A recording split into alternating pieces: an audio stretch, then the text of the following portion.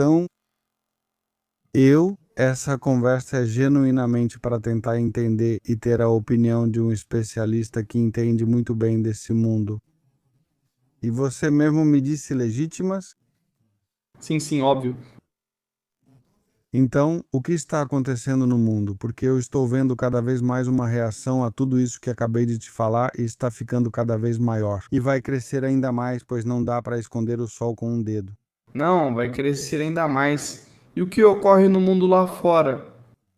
Agora estamos no plano material. Estamos em Malchut na Kabbalah, no plano material. Então o que ocorre lá fora é o esperado. Caos. Tem que acontecer um caos absoluto, carnaval. Ou seja, esse caos precisa acontecer. Por quê? Porque só agitando o vespeiro, dando um chute no vespeiro, é que as vespas saem. Porque a função das forças do mal é gerar caos. Para quê? Para fazer você enxergar o seu caos interno e para que você coloque ordem na sua vida. Falando em nível geoestratégico ou geopolítico, estamos em um plano dimensional ligado à política, geoestratégia e economia. Das, digamos, regras do videogame no plano físico, Sim. ótimo, é um plano de consciência. Falando de espiritualidade, buscamos um nível superior, focando nas lições, que para mim tem tudo o que está acontecendo no mundo e especificamente no que cabe a mim viver. Beleza, então vamos focar nesse plano? Esse é o plano superior sobre o qual falo sempre. Sim, eu sei, mas quero que você analise o que está acontecendo. Como você chamou isso no plano material? Geopolítico, geoestratégico. Como você chamou isso no Malchut? Malchut. Malchut, quero que você faça uma análise do Malchut. Acho importante compreender o plano material. E eu gosto muito do que eu aprendo com você, porque muitas vezes eu dou importância demais, talvez, ao plano material. E talvez preciso observar como reajo ao que inevitavelmente acontece. Mas eu gostaria de uma análise de como sua alma se transforma, ou que explicação seu espírito ou sua espiritualidade dá ao que está acontecendo no Malchut, entendam? É o plano material. Malchut é fundamental, ou seja, na Cabala o plano material é fundamental. Porque é onde os cabalistas vêm, dizem, para recolher faíscas de alma que ficaram perdidas em vidas anteriores. Ou seja, ensinamentos que nos remetem ao plano das reencarnações, onde deixei pendências em vidas passadas para resolver. Para isso, precisamos que seja criado um cenário onde há vários níveis de eventos. Existem níveis de eventos pessoais, existem eventos familiares, existem eventos nacionais e internacionais. Certo? Existem vários planos de eventos. Sim, faremos eventos de vila assim. Então, digamos que existem vários planos de eventos. Cada um desses planos gera o que é conhecido na psicologia junguiana como egregor. Ou seja, tem sua própria vida, por assim dizer, tem sua própria realidade. Nós, como somos seres multidimensionais, somos capazes de lidar com todos esses planos ao mesmo tempo, todos dentro de Malchut, e ainda lidar com mais planos que estão em um nível superior, que já fazem parte do plano não físico, ou seja, das nossas qualidades internas, da bondade, da generosidade, ou de impor limites aos outros. No plano psicológico ou espiritual, seja meditação ou conexão com a divindade. No plano transcendente, o ser humano consegue gerenciar todos esses níveis simultaneamente, chamado de árvore da vida, onde cada um tem seu mundo. Concretamente, Malchut, pelo qual você me pergunta, é fundamental, fundamental. Por uma razão simples, porque na Cabala é chamado de Egito. Quando nós lemos a Torá e vemos as histórias do Egito. Em hebraico, Mitzraim vem da raiz tzar, que significa estreiteza. Malchut é onde a alma sente essa estreiteza. Está presa em um corpo, em uma dimensão onde coisas lhe acontecem e em estreiteza. Para quê? Para experimentar? O que significa a saída do Egito? Para onde? Para Israel é toda uma metáfora. Quando o povo judeu é perseguido pelos egípcios, atravessa o Mar Vermelho com Moisés à frente, Moshe, e então deixam de ser perseguidos pelos egípcios para encontrarem outras dimensões. Por isso o Mar Vermelho se abre, para superar suas dificuldades. Fala de você, de mim, de nós e de cada um. Porque nossa emuná, nossa fé, fará com que a solução apareça diante de nós no mundo físico. Malchut edita o que precisamos sempre, em qualquer situação e decisão. É ruim ter no mundo material? Eu sei lá. Dinheiro não é bom nem ruim, é neutro, depende do uso. Um bisturi é ruim? Depende. Se for para curar, está muito bem. Se for para matar, está errado. Ou seja, não é a ferramenta em si, não é a energia em si, é o que você faz com ela, e o que você faz com ela vai depender do seu nível de consciência. E o seu nível de consciência vai depender dos seus estudos, do seu aprofundamento, da sua revisão e de tudo aquilo do que você tem consciência no dia a dia. Ou seja, temos que estar conscientes de que nos atualizamos diariamente, várias vezes na consciência, de acordo com os eventos e os estímulos que vamos recebendo e como reagimos a eles. Então é um treinamento contínuo, é um treinamento muito difícil e é um treinamento que exige uma fé constante e uma força interior constante. E isso só acontece em Malchut. Malchut seria o ringue de boxe. Entendo. E então, o que acontece no plano material? O que está acontecendo no plano material? Listas de Epstein, Reserva Federal, expulsão que envolve os países e tudo mais. Como o plano espiritual explica que não temos controle sobre o que acontece. Mas no final das contas, tivemos que viver uma série de circunstâncias e isso evidentemente afeta a nossa espiritualidade, afeta nossas ações, afeta tudo. No final das contas, como você explica o panorama geopolítico atual? E principalmente, Raul, que conselho você dá aos jovens? E que estão começando a ter cada vez mais sentimentos nacionalistas, antissemitas e tudo mais, porque é justamente aí que eu começo a ficar um pouco assustado. Uma possível onda reacionária que vai surgir na Europa, porque as forças de segurança, a política, a banca internacional não estão dando respostas aos jovens, e todos nós sabemos que em uma época de crise, em uma época em que os jovens não têm propósito, em uma época em que os jovens não têm capacidade de se realizar, no plano material é onde vem as frustrações, é onde começa o ódio e é onde inevitavelmente o mundo, o plano Malchut, o plano material vai acabar implodindo. Perfeitamente. Vamos começar pelo começo.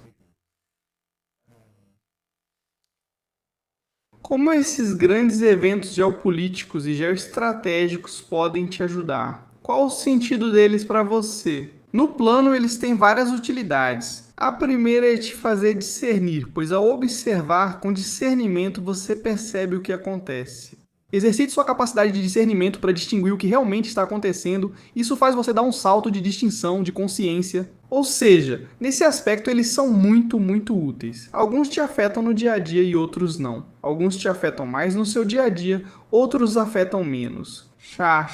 Em quê?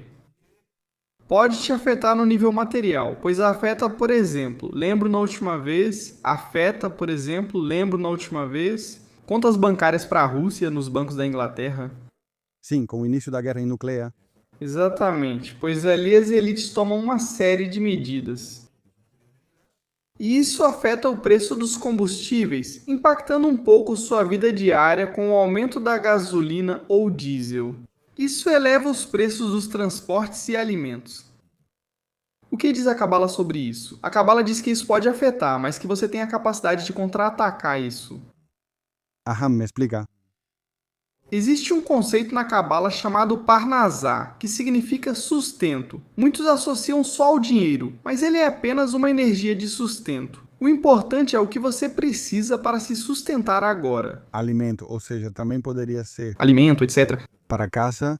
Que não te falte a Parnassá, que não te falte o sustento. Então a Kabbalah nos traz ferramentas para que não te falte a Parnassá. De tal forma que você está imunizado se o combustível subir, se não porque você sempre vai continuar ganhando mais, e na mesma medida que vinha ganhando antes. Por quê? Porque você tem emuná, tem fé e tem as ferramentas para poder gerar mais do que aquilo que tentam tirar de você.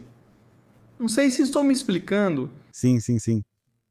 Isso. Por um lado, o mesmo acontece com eventos geoestratégicos que afetam, por exemplo, outro aspecto da sua vida. Por exemplo, você quer trocar alguma peça do carro, do automóvel. E acontece que não chegam peças porque vêm da China. E como a guerra com a China ou a polêmica com a China, os semicondutores não chegam e o seu carro demora 1 mês para ser consertado. Não, então você pode amargar a vida ou buscar uma alternativa para desenvolver seus potenciais. Eventos geoestratégicos mundiais te afetam pessoalmente, em diferentes graus. Na verdade, fazem parte do carnaval e te afetam, principalmente na sua capacidade de discernir o que realmente importa ou não. No fim do dia, estamos neste mundo para aprender sobre nós mesmos e o que nos é mostrado na tela. Então é para isso que servem todos esses eventos, geopolíticos, estratégicos, etc. Ou seja, no final, um cabalista foca tudo no plano espiritual, o plano material é válido, está ali, mas não. Não, pelo contrário, J perdoa. Para o cabalista, não é preciso fugir dos planos materiais. Onde se luta na arena, o cabalista não foge do material, mas enfrenta a luta. Jesus, o Messias, ferve em um caldeirão de fezes neste mundo para lutar. Entendo, você entende? Isso é um cabalista. O cabalista não foge do plano material. Pelo contrário, o que o cabalista faz é trazer os níveis espirituais mais altos para este mundo. Para quê? Para ganhar força espiritual? Também tenho uma pergunta para você. Pelo que sei, houve grandes guerras dentro do judaísmo contra os cabalistas. Sim. Você pode desenvolver isso um pouco? Quero dizer, os cabalistas, digamos, não são bem vistos por todos os ramos do povo judeu nem de longe, certo? Sim, houve perseguições. Alguns rabinos são totalmente anticabalistas e que são muito mais, digamos, se o tal mundo tudo mais literal, sim, é aí que estão todos os problemas que eu vi. Depois me conte um pouco sobre a história das guerras contra os cabalistas. Esse tema é interessante, pois como falamos no podcast anterior, se infiltraram herefrás entre o povo judeu. Aparentemente judeus, mas que na verdade não são. São aqueles que realmente mandam no mundo, se dizem judeus, mas não são. Não são, porque não são daqueles que você acha que eu estava falando antes, claro.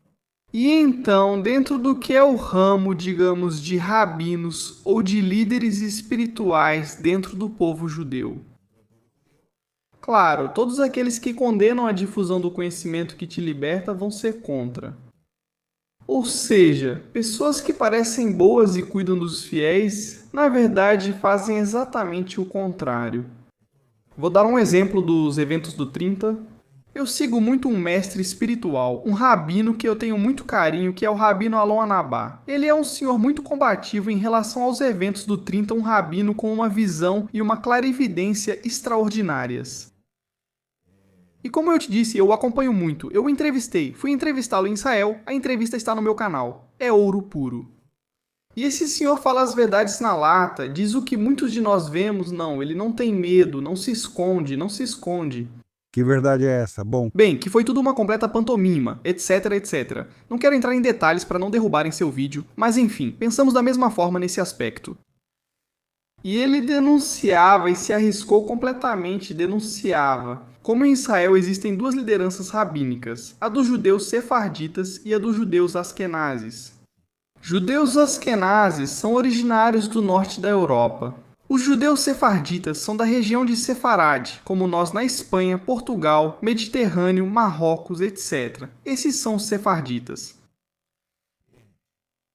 Certo, os líderes rabínicos de Israel recomendaram a vacinação aos seus fiéis. E com isso eu estou dizendo tudo. Obrigado, pois não há mais perguntas. então, no final do dia, sim, também bom, também muitos padres estamos muito, tanto que no final do dia vivemos em tempos um tanto conturbados. Não quero que interpretem mal minhas intenções ao abordar temas polêmicos. Minha intenção é calar, em certo sentido, não, calar não pode ser a palavra, né? O que eu pretendo é conter uma onda reacionária bastante, que pode chegar a ser bastante perigosa, mas que no final das contas não deixa de estar bastante justificada. Porque no final das contas, se a gente observa padrões, você percebe que os líderes das grandes farmacêuticas pertencem a determinado grupo. Em Hollywood, se você notar, há domínio absoluto. Se a gente vai para a indústria da medicina, é a mesma coisa. Se vai para a indústria da música, é a mesma coisa. E todas essas indústrias têm ligação com a indústria armamentista, gabinetes de Estado. No final das contas, a gente pode acabar pensando que realmente existe um domínio ocidental completo dessas pessoas. Essas pessoas, no fim, criaram essa pantomima. Claro que, se você chegar nessa conclusão, provavelmente vai acertar. Então, mas insisto, isso acontece em um nível geopolítico, geoestratégico. O que isso te ensina? Eu sempre volto para a responsabilidade pessoal. O que isso significa para você? Entende? Uma ótima pergunta, na verdade eu nunca tinha pensado nisso. Mas o que isso significa para você? Convido os ouvintes a refletirem. O que significaram para vocês os eventos de 2020 ou a crise econômica de 2008? Foi também um evento geopolítico e geoeconômico importante? Ou, para mim, um dos pontos de inflexão, provavelmente o mais importante, a queda das Torres Gêmeas. Então, Claro, a partir daí uma série de eventos ocorre, seguindo uma agenda com objetivo definido, mas isso é só na superfície, no roteiro do jogo. sim, mas quem define esse roteiro é a fonte. Claro. Mas por que eu não? Não é a fonte, desculpa Jota, não é a fonte. São as forças do mal que existem porque foram criadas em um ambiente onde tem que existir o bem e o mal, a dualidade. Para que possamos, como jogadores, vivenciar experiências impossíveis em outros ambientes. E o objetivo final dessa experiência? Que a fonte se reconheça.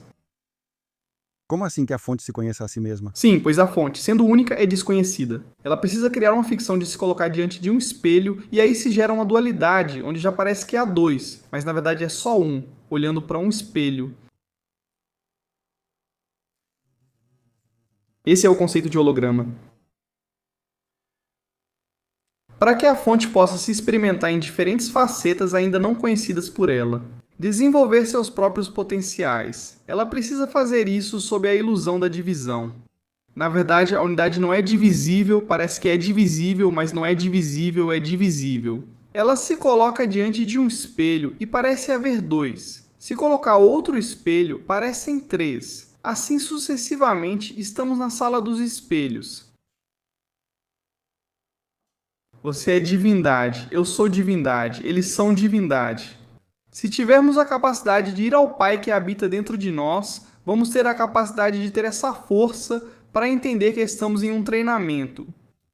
E isso vai nos dar a chave para poder viver todos os eventos da nossa vida a partir de uma ótica assim tão simples e nada fácil.